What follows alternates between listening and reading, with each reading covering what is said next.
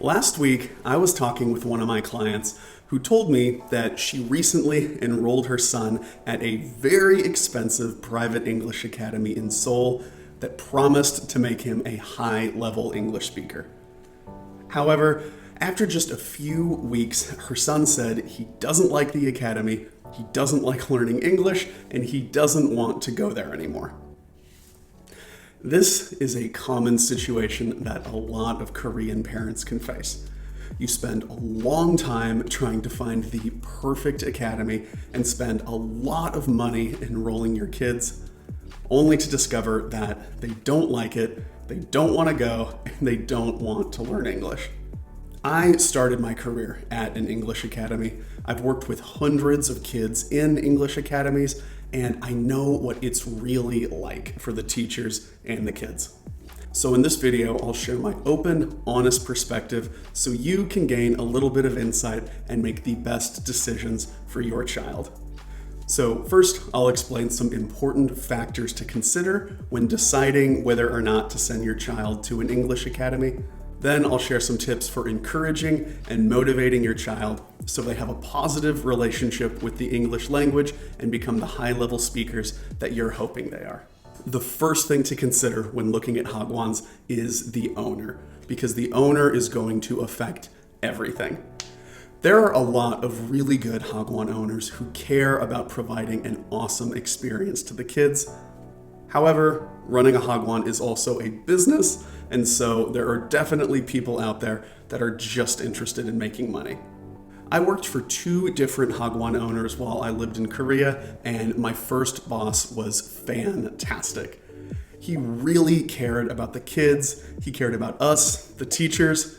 He created a positive, supportive, fun environment, and because of that, his school had a great reputation. Lots of teachers wanted to work there. We were all happy working there, and so we felt motivated to provide a great experience for the kids. However, the owners at my second job were very different. They really wanted to expand the company fast, so they opened new centers, started charging really high prices, and put a ton of pressure on the teachers to work better, harder, and longer. Teachers felt super burnt out, they were unmotivated, and a lot of the good teachers, including me, left. This is unfortunately the case at a lot of Hagwons. The teachers are under pressure, they're burnt out, they're underpaid, and that negative work environment makes the whole experience a lot less valuable for your kids. So definitely look for a Hagwon where the owner seems truly interested in helping your kids, not just pressuring you into giving them your money. Also, pay attention to all of the staff. Do they seem happy, like they enjoy working there, or do they seem tired and frustrated? If they are acting happy, do they really, truly seem that way? Or does it seem like maybe they're being fake or acting? And if possible, learn how long people have been working there. If the staff is constantly changing, they're always getting new teachers and new other employees, that probably means it's a chaotic, unorganized, stressful work environment where the teachers are burnt out and they're not going to provide a good experience for your kids. The second thing to consider is the curriculum. I mentioned earlier that I've worked with hundreds of kids. I have now worked with hundreds of adults as well. And I can say with a lot of confidence that when it comes to actually using English to improve your life, like living abroad, getting a good job, or making more money, your ability to communicate effectively is much more important than your test scores or your understanding of grammar.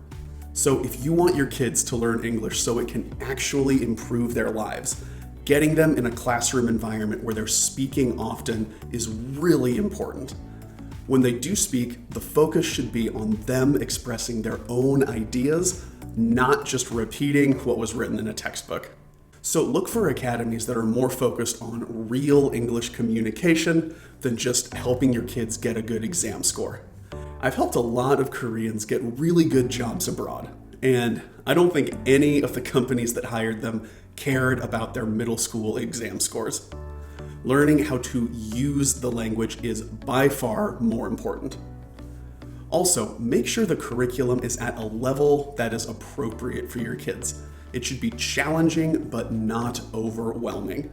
Level tests aren't always 100% accurate, so if your child seems stressed or discouraged because they never understand what's happening in their class, then that's probably not the right curriculum for them.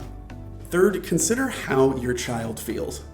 If your child truly has zero interest in learning English, if they hate it and they don't want to do it, you probably shouldn't send them to an academy. Like I mentioned earlier, my first job was great. It was a great work environment with good teachers and good curriculum. However, the kids in that environment that truly didn't want to learn, they still didn't learn. They didn't pay attention, their English didn't improve, and they made the classroom environment worse for the teachers and for the kids who did want to be there. So if that's how your child feels, save your money and help the teachers and other students have a good experience, and don't force your kid to go there. However, I personally think that in many cases, when a child doesn't enjoy English, it's because they're not being taught in a way that's interesting to them. So if your child feels that way, here are some things you can do to motivate them. First, show them how learning English can improve their lives.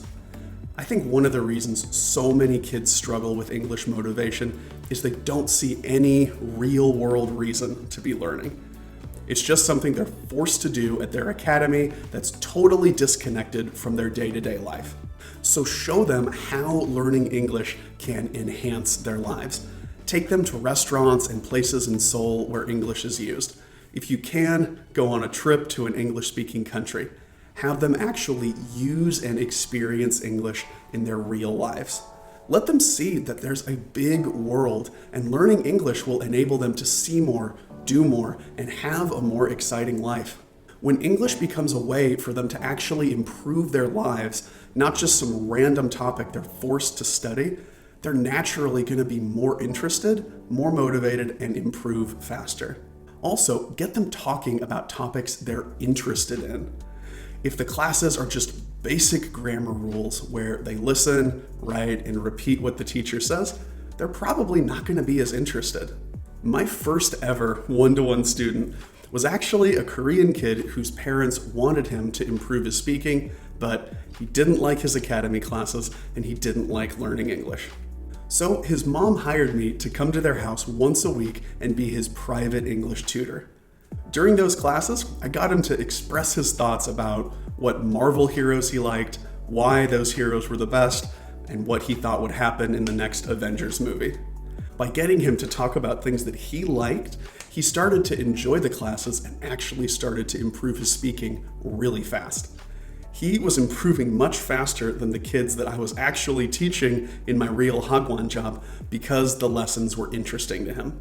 So if your child really doesn't like the Hagwon classes, hiring a tutor to talk with them about stuff they like could be another option to consider. I personally believe that private tutors are actually a little bit better and more motivated teachers than a lot of the teachers at Hagwons. There are a lot of really good foreign teachers at Hagwons, but also many of them don't take their job very seriously, and they mostly just came to Korea to travel and party. However, if a teacher is working privately, that means they're at least good enough at teaching to find students on their own. Plus, they're going to be more motivated to provide a good experience because if you're not satisfied, you won't buy any more classes and they're not going to make any money. So keep that in mind. There are other ways for your child to improve. It doesn't have to be in a traditional English academy. The last point I have is to just make decisions that are best for your child. Don't make decisions based on what the other parents are doing, what you read online, or what you see in advertisements. You know your child better than anyone, so make choices that are truly best for them. All right, that's about all on this video. What are your opinions on academies? Do you send your kids there? And if so, what's their experience been like? You can let me know in the comments. I would love to hear your thoughts. Thank you for watching. Have a great day, and I'll see you in the next video.